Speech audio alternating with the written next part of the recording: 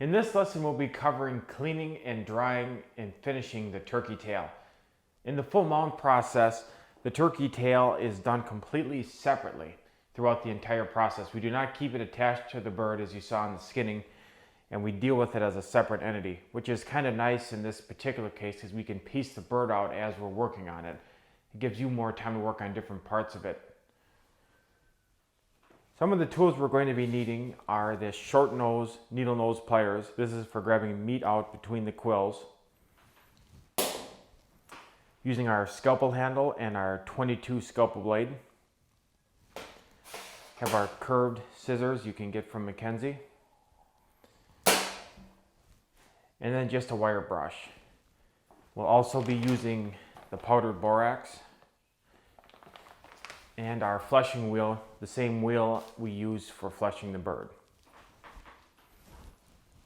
To start out, I like to get a little bit of borax on the meat of the tail and a little bit onto the tail coverts, which are these feathers right here, just to protect them.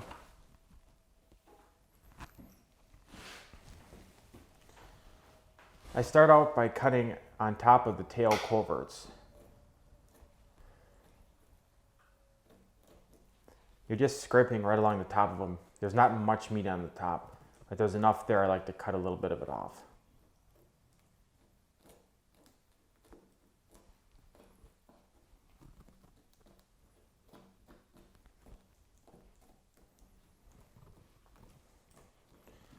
And then I take my scalpel blade. I'm going to go underneath the tail coverts at an angle back towards the top quills of the tail. I don't want to cut all the way through the skin here or the tail coverts are going to fall out.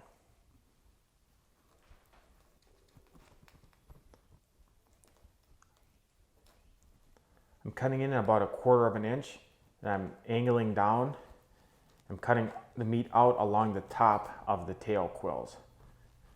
I'm cutting, reaching in, pulling, and then cutting along the quill top.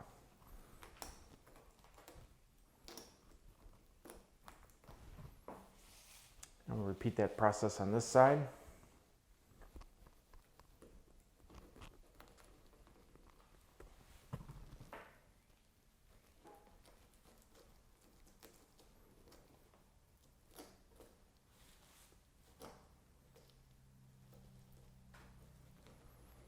Okay, we have that removed.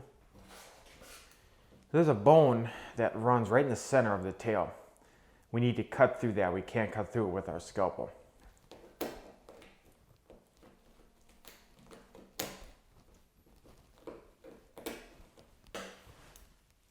You have to get a couple of different angles on it to get it removed.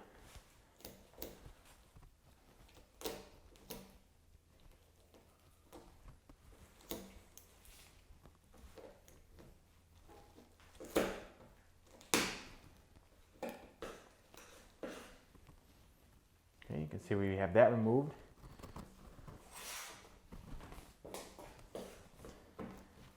Might be a little remnants of it here yet, where my finger is. I'm just going to cut straight down and in on that. Pull it away.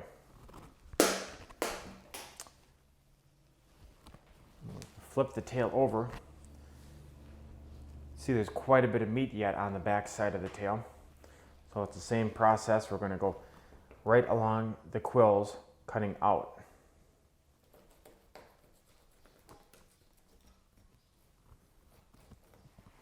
Same on this side. My hand might be in the way a little bit here, but I'm just scraping the meat off the top. And again, in the center of the tail, we have that bone on the back side. So we'll need to use our scissors here to cut that away.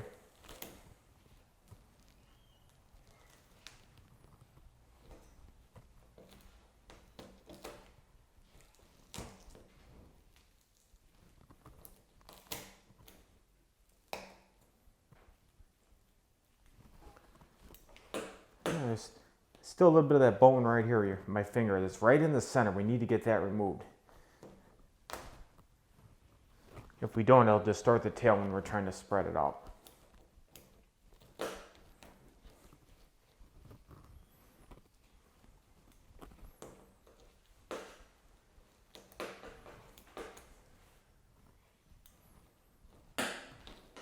cutting away a little bit of the excess meat on the edge of the quills.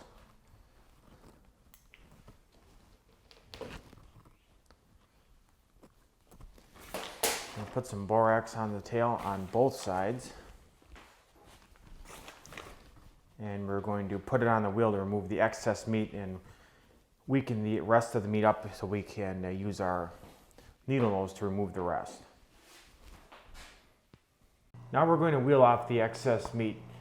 We're using the same soft wheel that we had set up to flesh the entire turkey skin.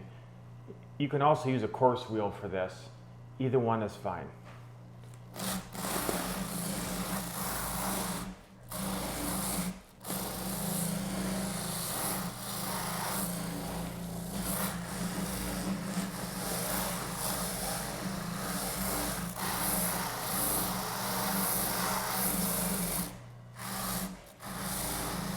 If you do use a coarse wheel, this goes a little faster. There's really no need to wear out your soft wheel on a turkey tail, or for the legs for that matter either. So if you're buying wheels, you want to buy a soft and a coarse wheel at the same time. Just running along the top of the tail coverts.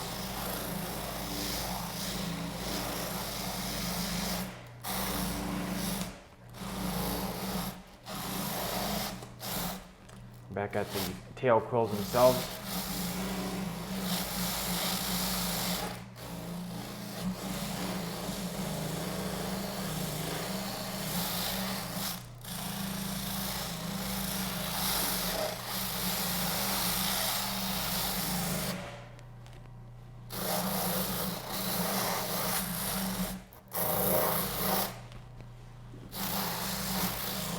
That's all we need to do with the wheel at this point. We will go back to the bench now and work at getting the rest of this meat removed with our short nose pliers.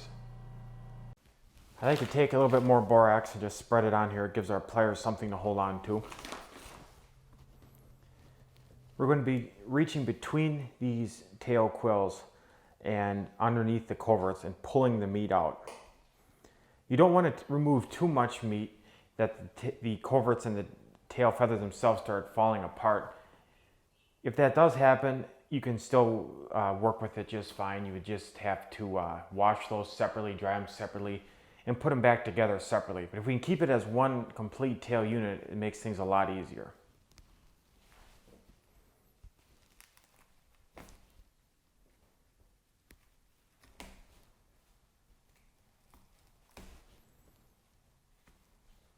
We put the borax on there, it really helps to grab onto this meat and fat that's in these between these tail quills.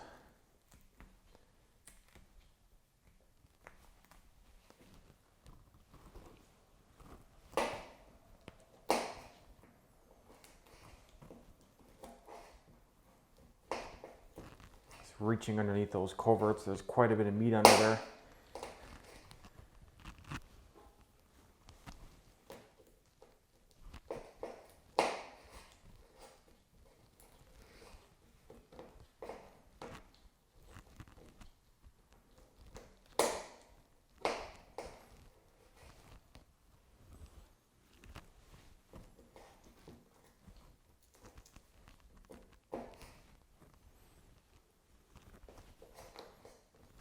Starts feeling a little slimy and you're having a hard time holding on, put a little more borax on it.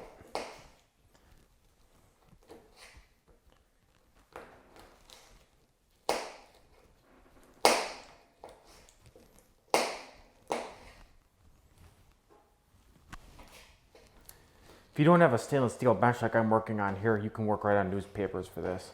Some ways working on newspapers is even a little bit better. It'll soak up any of the grease underneath it as you're doing it, and the tail won't want to slide around as much.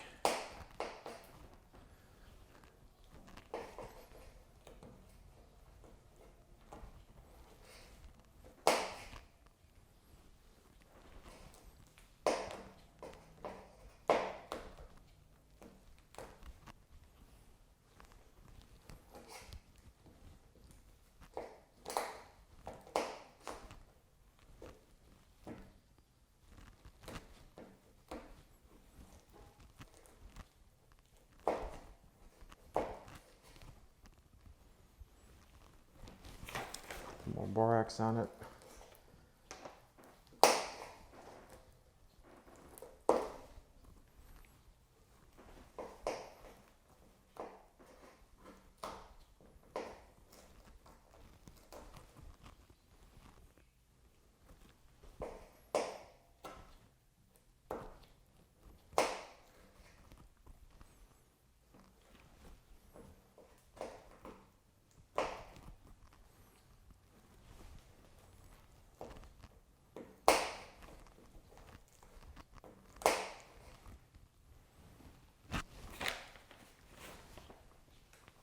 And we're just reaching underneath these tail coverts, pulling anything out that we can realistically get out without losing the integrity of the tail and losing any of the feathers.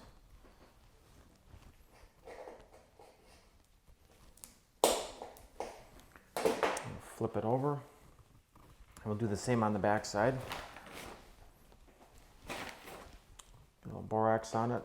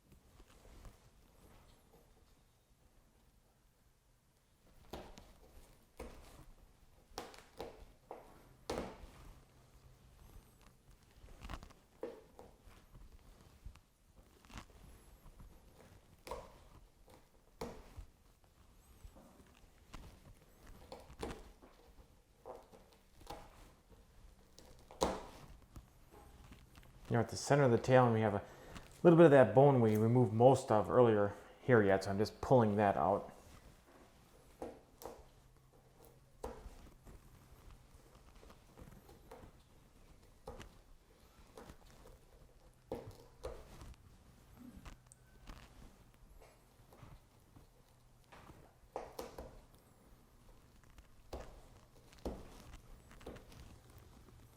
It pays to be meticulous with this. Get as much of this meat out here as you realistically can.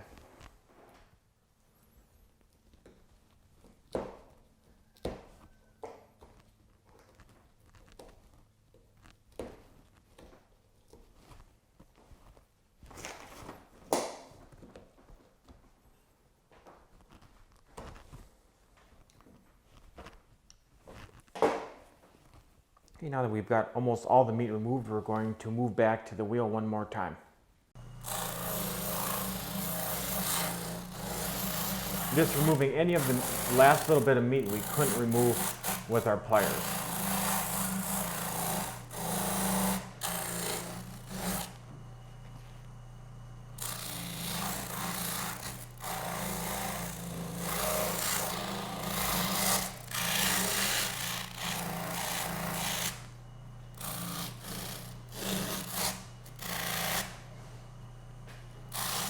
Top the coverts a little bit more.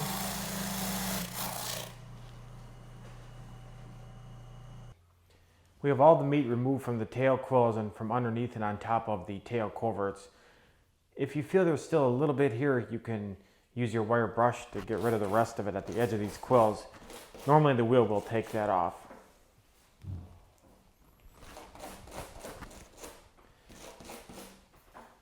One way you can test to see if the tail is completely clean is you grab on one end and let the other end fall.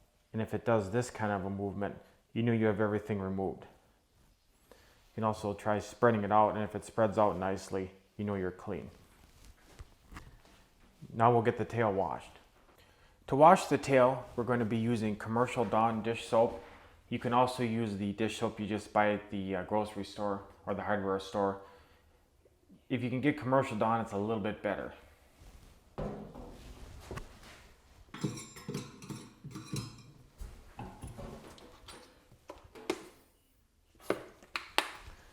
We're going to be using the same water mix we used to wash the bird. lukewarm to hot water mixed with our Dawn soap.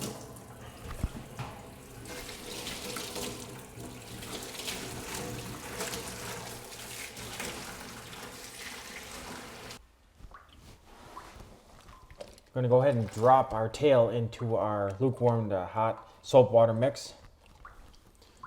Just agitate that around in there. Make sure that the quills themselves are getting really clean.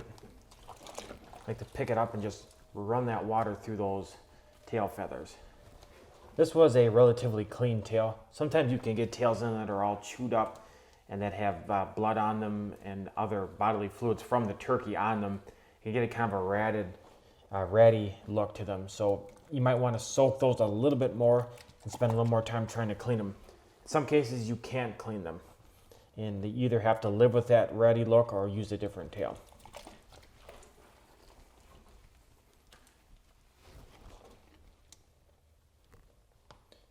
Make sure you separate each one of the feathers of the tail in the water. You don't want to keep it bunched up in here, otherwise the soap can't get at everything.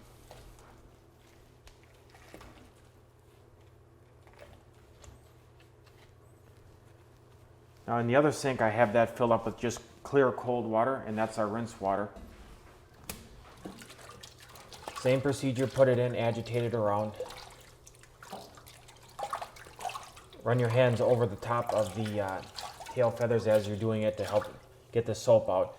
It's very important that the soap is removed, otherwise they will not dry correctly. They'll have a ratty look. For most tails, you only need one mixing of your soap hot water mix and then one cold water rinse.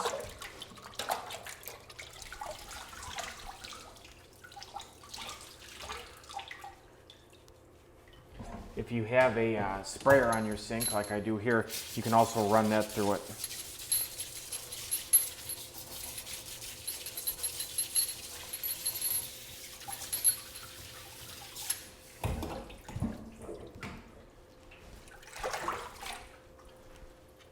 Just squeeze any of the extra water out of it. If you had to, at this point, you could put it in a plastic bag and freeze it, or you could move on to the drying process. Our tail is completely washed and we have to start to disperse some of the water from it. There's a couple of ways we can do that. If you have a dedicated washing machine, you can put it in there on a spin cycle. You don't want to actually wash it in the machine, you just want to spin it out. If you don't have that, you can put it on some paper towels or an old towel like I have set up here. To do that, you would just set it on the paper towels, take another paper towel, put it over the top, press it into it, and let that paper towels draw the moisture out of it for probably 15 minutes to a half an hour. And then we can go ahead and blow dry it. You also would never want to put the turkey's tail in a tumbler with corncob grit. You also do not want to hand tumble it in corncob grit. It should only be dried on a table using paper towels or a towel, or in the spin cycle on a washing machine. Never tumble a turkey tail. I want to quickly touch on using Coleman fuel as a water displacement. It's completely unnecessary to use Coleman fuel. It's very dangerous and you run the risk of an explosion or fire using it, and the fumes are not fun to work with. Use the methods I have showed you in this video and avoid using Coleman fuel. Our tail is now dry enough from being in our paper towels for the last half hour. We can blow dry it to dry it the rest of the way. You can see what it looks like here. This is what you want it to look like right before you blow dry it. I like to lay it out on a clean workbench, and I start with the back side of the tail up. Just going to use a blow dryer. This is the same kind of a blow dryer you would use to dry your hair. We're just going to be working over the entire tail, and I like to run my fingers along these quills as I'm drying them to align the feathers. You can see how I have it spread out as I'm drying it. You want to keep doing that. I'm going to start with the back side and then we'll flip it over and work on the front. We have the back side of the tail dried enough that we can flip it over and start working on the front side. We're going to get these tail coverts, which are these feathers here, dried next, and then continue to dry the rest of the tail feathers.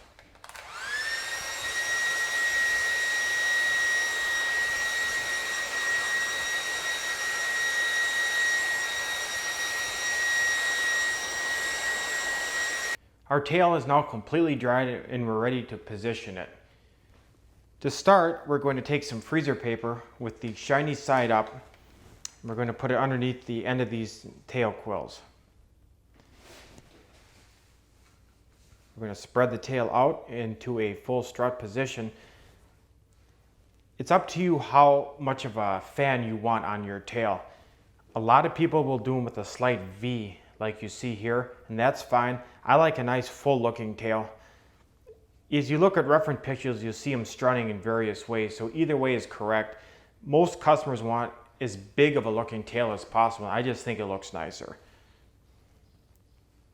So we have it completely spread out. We're going to take our grooming tweezers and we're going to align everything.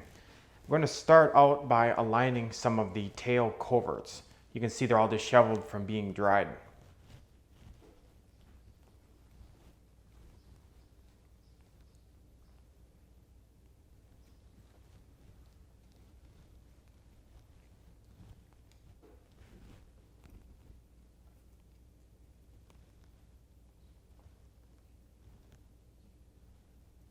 It's a good idea to get these in line first.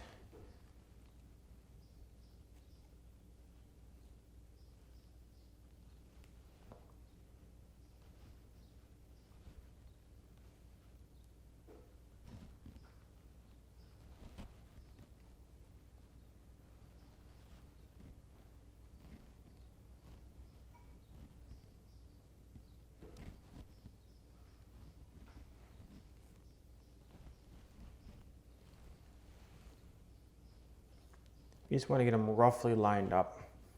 Now we'll work on the rest of our tail feathers, then we'll come back to these.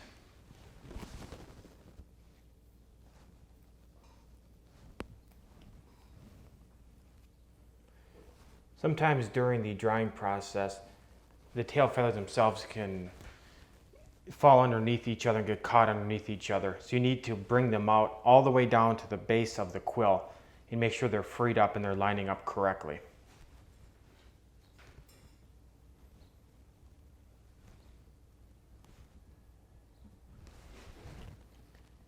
You want to be looking down on it the whole time as well and making sure that one side is matching up with the other side.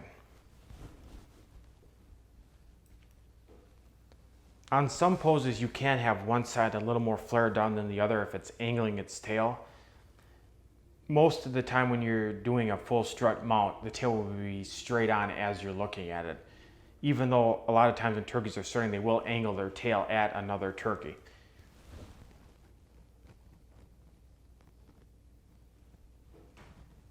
We're going to be matching up our reference picture, which you can see on your screen right now. Now we're just working with the coverts again.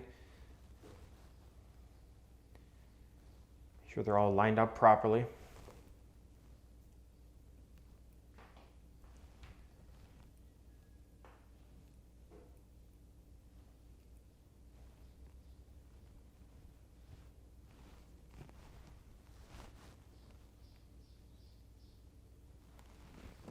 You can run your fingers sometimes right along them and it'll zip these feathers right back together.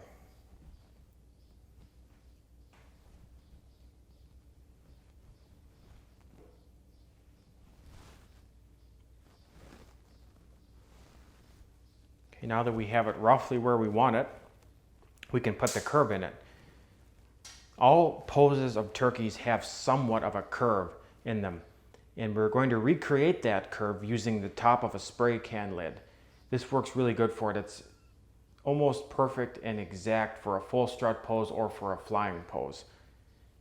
If you're going to be doing a half strut pose and you want more of a radical curve, you can just keep building up higher and higher with it. But for a full strut, this is perfect.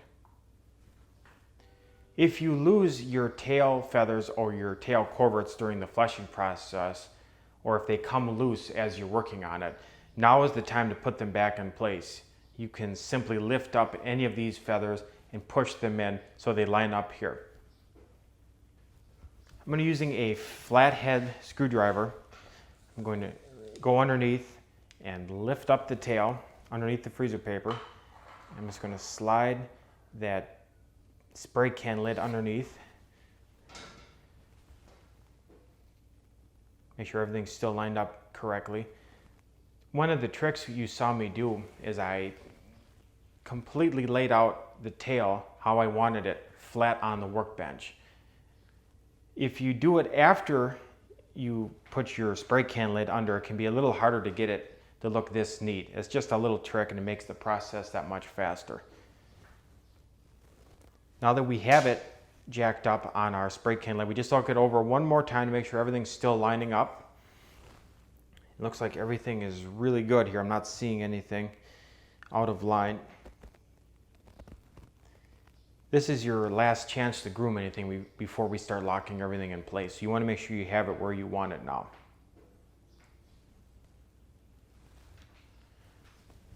Okay, now we're going to lock it in place. To do that, we're going to use Zap-A-Gap, and we're going to use our powdered borax.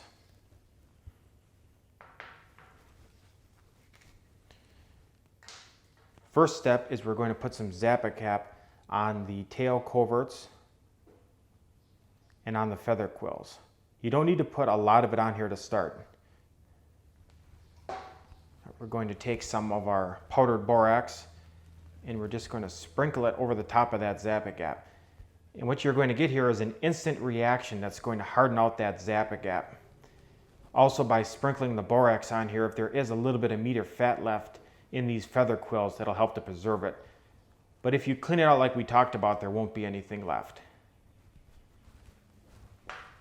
Now I'm just going to blow the excess borax off. I'm going to give it another application of Zap-A-Gap. This is just to lock it down a little bit more.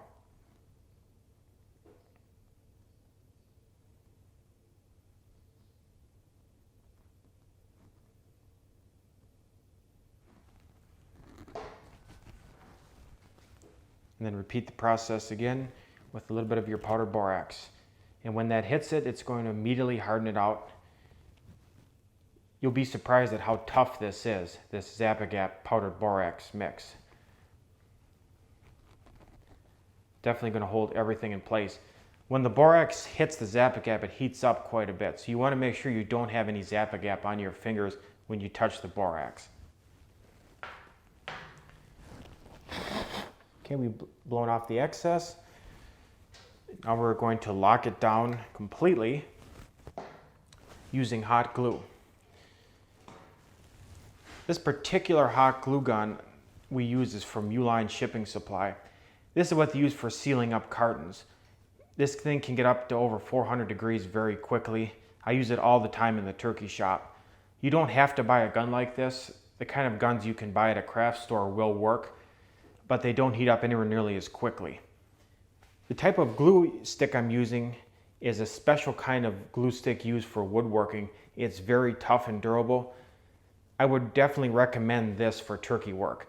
The kind of glue sticks that you buy at the taxidermy supply companies and at craft stores will not work for this. If you don't have that kind of a glue stick, I would recommend putting Bondo on this. To do that, you mix up your Bondo, spread it over this area here, over the quills of the coverts and of the tail, and then take some of the freezer paper right after you mix it up and just press it on it to flatten it down. If you have the hot glue gun and the hot glue stick like I recommend, it's much easier and much faster. So I would definitely invest in this. You'll use it all over the taxidermy shop.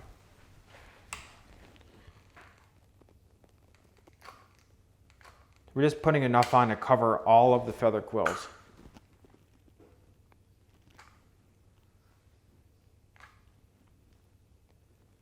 Again, with this hot glue gun, it gets extremely hot to melt this heavy-duty hot glue.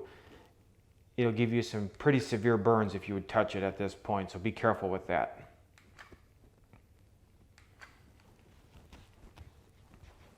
Okay, we'll just let that sit and dry. As it's drying, it'll flatten down. Now that our hot glue is dried, we're going to be flipping the tail over to work on the back side. Before we do that, we're going to take some masking tape and just tape over the general area of the tail to hold these feathers in place when we flip. Sometimes a few of them might be a little floppy yet until we work on the back side. The tape we use for that is masking tape. We get this from Uline Shipping Supply. This particular kind of tape does not leave a residue on the feathers. This is a great tape to buy, and you'll see on your screen right now the item number for it. We use this for all of our bird work here at the shop.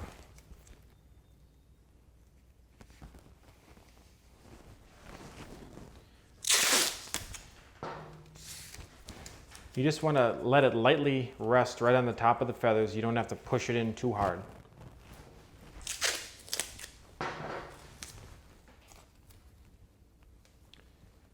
Most of the time these coverts aren't going to move. You just be concerned about the tail feathers from this section here. These are the ones that like to move around on you. Take the tail and flip it over. Get our freezer paper pulled. Going to take our curved scissors and we're going to cut the excess glue off at a straight line directly at the bottom of the tail, just to level it off.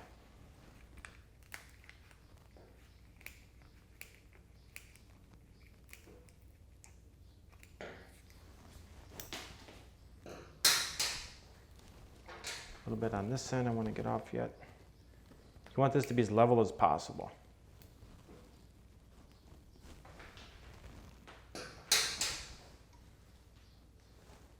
Okay. We're going to take some of our Zap-A-Gap and we're just going to lock these feather quills in from the back side the same way we did it on the front. Don't need a lot to do this, just a little bit is fine. Take our borax again, sprinkle in place. This immediately hardens out the Zap-A-Gap, and if there is any meat back here, it'll cure that out as well. Blow off the extra borax. Now we need to prepare our wire that we'll be gluing onto the tail. This is what we're going to use to affix the tail to the form. This is 10 gauge wire and this is 7 inches long.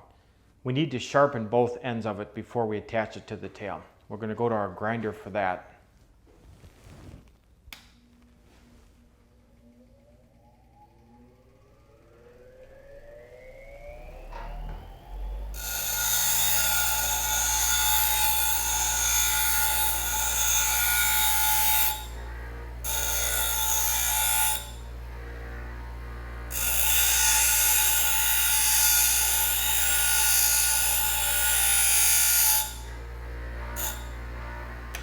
You always want to make sure you wear safety goggles when you do any grinding.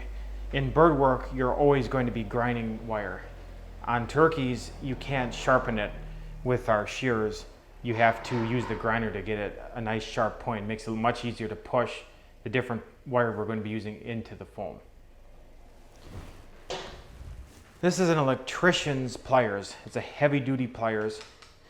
You need one this size to do turkey work. You're going to be bending heavy wire, much heavier even than this 10 gauge wire. This is also called a lineman's pliers. We're going to be making 2 bends on it. We're going to be going in about 2 to 2.5 inches, pushing it against our workbench, bending up on one side. Repeat the process on the other side, again about 2 inches to 2.5 inches in, using the workbench. You want to look at them and make sure they're level. As you can see, we don't have them 100% leveled, so we'll bend that so they are. If they're not, they won't go into the foam correctly. We look at it this way, we'll see we're off a little bit, so we're going to bend it so it matches up. Okay. Put it right in the center of our tail like that. Just going to move it down a little bit, so a little bit more meat digging into our foam. You make sure your tail is level, and then you make sure the wires that you put on the tail are also level with the tail. You don't want the tail cocked off at one angle or another. You can also see I have one side a little bit longer than the other. I do that on purpose. It's a little bit easier to get the tail aligned and pushed in that way.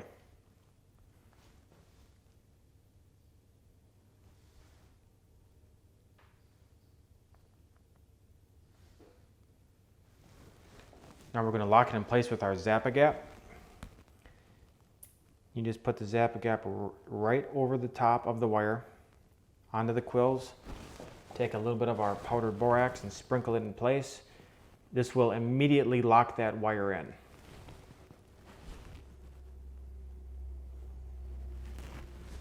And we're going to blow off the excess borax. And we're going to finish locking it in place with our hot glue.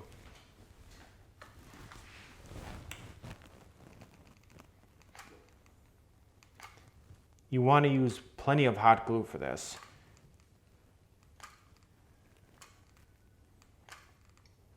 We're running it right over the top of the wire, so it's falling on each side of it and underneath it. This is also helping to lock in those quills from the back side.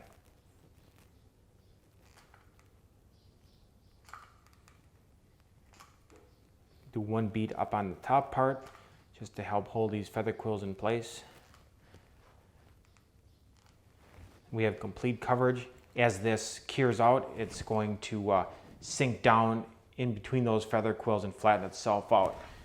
This will take about 10 to 15 minutes to completely cure out, and we'll set our tail aside to work with the rest of the life-size mount later.